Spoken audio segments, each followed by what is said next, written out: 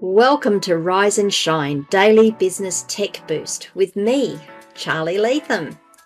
If you're a small business owner looking to simplify technology and get real, actionable advice from someone with 35 years of IT experience, you're in the right place. Every episode, I'll dive into tools and systems like email, CRM, marketing and tracking, and break them down into bite-sized tips you can use right away. Your time is valuable, so let's get straight to the point. It's time to work smarter, not harder. Rise and shine. It's your daily dose of business tech inspiration with me, Charlie Latham. Episode number 424 today. I have a feeling I messed up yesterday and said it was 422. And if I did, my editor has probably made fun of me for it. So I am sorry. It is episode 424 today. We are going to extend on yesterday's video and we're going to talk podcast episode and we're going to talk about using zero spam for Gravity forms. We're going to talk about how we actually protect a form on your site using WordPress, zero spam for WordPress for Gravity forms. I think that's right. I'll fix that when I get into the actual doing of it. I'm actually going to do it on Gravity forms today. I'm going to assume that you have Gravity forms installed. I'm going to assume that you have a form configured. We want to use this, or I like to use zero spam for Gravity Form, zero spam for WordPress, because it eliminates the need or it reduces the need to have a capture on the form. I know people swear black and blue that capture is fantastic and it really protects your form from spam, and it does. It does. If you're wondering about all of this, I have done this in a previous podcast episode. I'd get you to go back and have a look at that, but I will just quickly summarize. Capture to me is really annoying.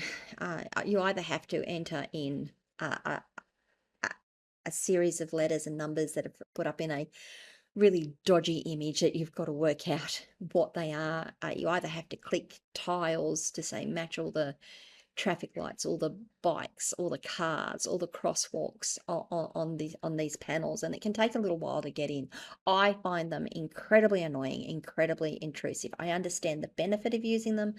I just think that if you've got a better way around doing it that isn't going to importune, how do you like that word? Importune your visitors, you should be using it. And I think this method is a great way of doing it because it works all in the background.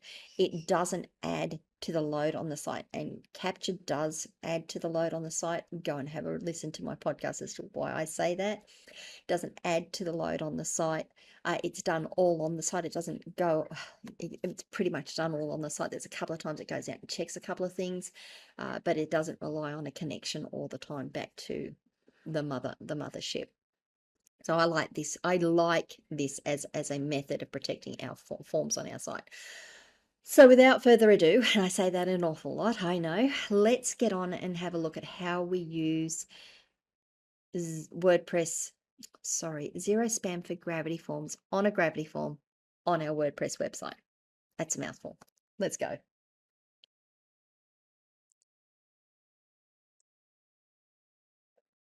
So here we are.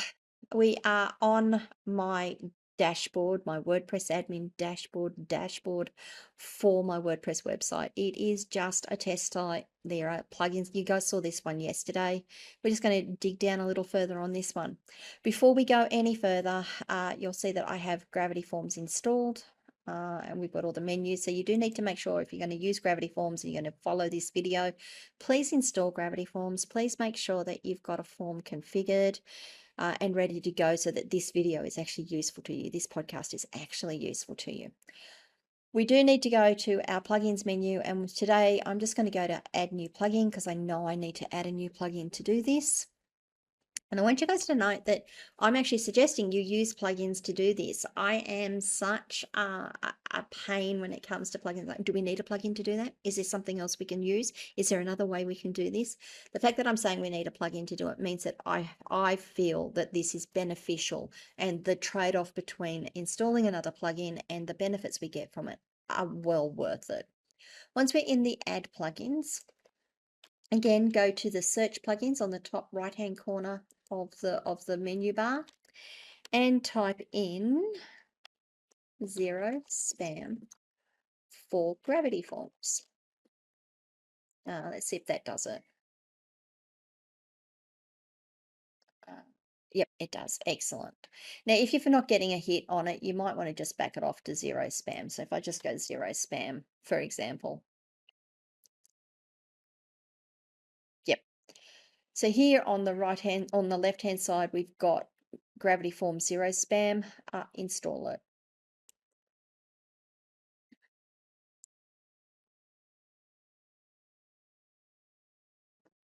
Now, while that's installing, you'll see here it says enhance your gravity forms to include anti-spam measures originally based on the work of David Walsh's zero spam technique. We can cover that off in another episode. If you remember yesterday when I was going through all the settings on zero spam for WordPress, I mentioned that there was the David Walsh technique where you could put in a form identifier to have that run. Gravity Forms zero spam actually works with that method as well. Click activate. And we're waiting. Okay, so now we're in our plugins, installed plugins. And if I go down the bottom, you'll see we've got zero spam for WordPress and Gravity Forms zero spam. So we've got the two installed. You can use both. Again, under Gravity Forms zero spam, you've got the ability to go straight to the settings menu. If you want to, you can also go to the settings menu and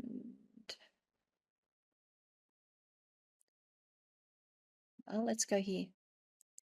I don't want to set you guys wrong, so I'm going to just click on the settings. This will tell me roughly where it is. Of course. Okay, so this, to find the zero spam for Gravity Forms, where the way you do it, I'm just going to go back to dashboard. I'm not trying to confuse you all. I'm actually trying to make life easy for you. So when you're out and when you're not back on the plugin screen, you're like, how did I get in there again? From the dashboard, from anywhere in the WordPress backend, go down to your forms and come down to the settings option. So dashboard, forms, settings, click on settings. Now under settings, you'll see we've got reCAPTCHA. I didn't mean to click on that, but there we go.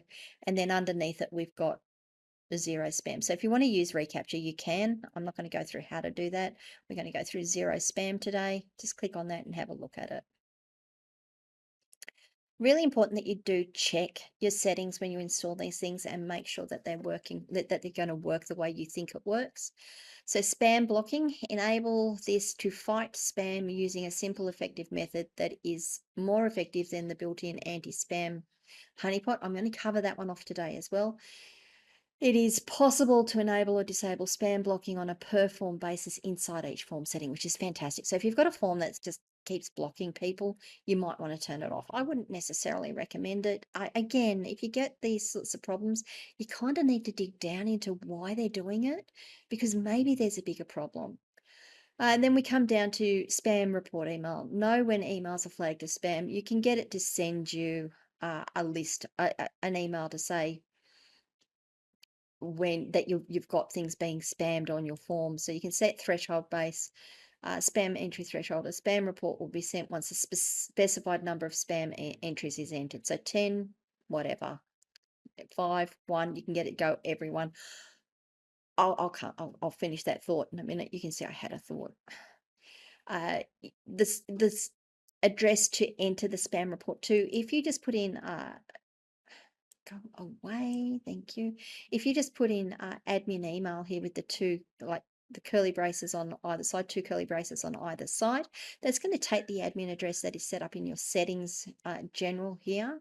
You can actually type in an email address if you want there. You can, okay, so here, this is the variables before we even get into this the subject. These are the variables you can use right here. Honestly, I would just copy and paste them into my area. So site name, doesn't actually say it here, but site name takes it from your settings menu under general. It'll look at the site name there and put it in there. You can change the address to the subject line to anything you want. Then you can configure, because this is Gravity Forms and they do a fantastic job of letting you configure your notification messages. You can configure your notification messages. I'm going to leave it as default, but you have received a total spam count, total number of spam emails received, spam entries. So you have received X number of spam entries from the following forms. It'll give you a list of the forms that it's taken those spam entries from. And it tells you how to get into disable this message if you want. So you can set that to threshold. You can set it to twice daily, whatever. I'm going to disable it. I really don't want to get messages on how many spam messages I get. The last time I had tell me about the spam messages, my inbox filled up. So I leave that as default. Just not gonna, I don't want to know. I will go and look at the spam on the forms myself. So it's going to send an email. So if you have set this to a threshold, it's going to send you a test email and save the settings. We're just going to save settings so that anything I've changed will be saved. That's all you need to do with the zero spam. Now let's go into our forms and actually do some configuration on our forms. It's great that we've got the base in. Let's make sure our forms are actually using the method and make sure that we've got all the protection that we can have on the forms that we can to give you the best possible protection that you can get using these methods. So in Gravity Forms, you go to Forms, the Forms menu, go to Forms, you get a list of your forms here. I just have a very simple contact form. Very, very simple contact form. Nothing special. You'll see it's just basics. I don't have a recapture on there. I don't have anything. It's just a basic form. If I go to the form settings, this is where you want to go. So to get to the form settings, you go up to the settings menu for your form and come down to form settings. We basically just want to look at these form settings today. I'm not going to go through anything else to do with the Gravity Forms. I am going to scroll all the way to the bottom. I'm not going to go through any of these settings either. These are down here under form options. These are the things that we want to look at.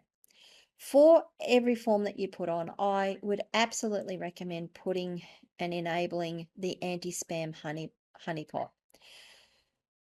Remember what I said a couple of podcasts ago, an anti-spam or a honeypot entry, a honeypot field is a field that is only visible to machines, to bots that read your forms in machine format or in code format. We as humans will never see the honeypot field. It won't appear on our forms to us, but it does appear on the forms to bots, to harvesters, to things that go through and read the pages in code. We know then that when they fill in the honeypot field, because they will fill in the honeypot field, that is a bot, because there is no way that a human would have filled that in, because it's not seen by a human and it will be marked as spam. Now, you need to make sure that you've got this enabled. I really can't stress that highly enough. Just even as a basic minimum on your Gravity Forms, enable anti-spam honeypot on every form you have. If the honeypot flags as a submission as spam, what do you want it to do? Don't create an entry and mark it as spam. Honestly, I like to leave it as create an entry and mark it as spam. The reason I say that is, even though I have been so adamant that only machines will be able to fill this in, I want to make sure that we are not getting any false positives, even though I'm confident we won't. You need to make sure that you're seeing everything that goes on, even if you go through and delete them after a while or have them deleted out. Make sure you create the entry. It's entirely up to you, but I would recommend creating the entry and marking it as spam so you can see it. So that's anti-spam honeypot. This is the minimum. If you don't have zero spam for gravity forms enabled or installed on the site or activated on the site, you will definitely have this ability. And I would recommend setting that as a minimum on every form you create. Because I have enabled gravity forms zero spam, I have now this option to prevent spam using gravity form zero spam. You can look at the little tooltip here. It tells us exactly what we've been reading all the way through. Once that's enabled, you click on Save Settings and you're done. Your form is now protected not only by the honeypot, but also by zero spam for gravity forms. That's all you need to do. Honestly, guys, well, let me come back and have a chat to you, hey? Honestly, guys, I would totally recommend doing those two things. If you've got gravity forms, this has saved me so many times. It's not funny. Adding the extra of zero spam for WordPress just gives you that extra boost on that as well. It does a couple of extra things, but just those two things alone on your gravity forms will make the world of difference. Please do it. If you're frustrated with reCAPTCHA, if you're finding that reCAPTCHA is just causing you grief, if you don't like reCAPTCHA, if you're like me, you just don't like reCAPTCHA, fantastic opportunities for you there. Okay, what do you guys think? Was this useful? Does it help you? I know a lot of you don't want to go out and do all this yourself, and if you don't, my organization, Ask Charly Latham, actually supports small businesses in doing these sorts of things. We have maintenance and care programs for you that you can sign up to, and we will just give you support as and when you need it, and it's pretty wide support too. I hope you're trying to getting that through the podcast episodes I'm doing. And we also do ad hoc support, and you can also get a free consult if you're not sure if you want to deal with me or if you've just got a question you want to ask. So that's how you can work with me if you don't want to do this stuff yourself. You can also come across to my locals community, askcharlylatham.locals.com. I am really trying to build that out for people who kind of want to do a bit of DIY, kind of want to learn a little bit more themselves, kind of want to just generate that knowledge that you should have when you're dealing with your technical people, so that you can understand your technical people, B, possibly maybe talk in their language or actually decipher what they're saying to you, and C, actually understand whether you're getting a good deal or whether what they're telling you rings true or not, without going, I really don't understand. I don't know if this is right, or if they've not quite got what I'm asking them to do. That's always an issue. And so come across to my locals community, askcharlylatham.locals.com. It's designed for business owners to do these sorts of things. If this video has been useful, do you have questions on this video? If you do, you can leave comments wherever you are watching or listening to it. You can come across to the locals community. You can send me a DM on any of my social media channels. I will respond to those eventually. If this has been useful to you, please give us a like. That would be great. Thank you. And subscribe to the channel if you haven't already. Ring the notification bell and you'll find out when I drop my next piece of content. I'll see you guys all tomorrow. Bye.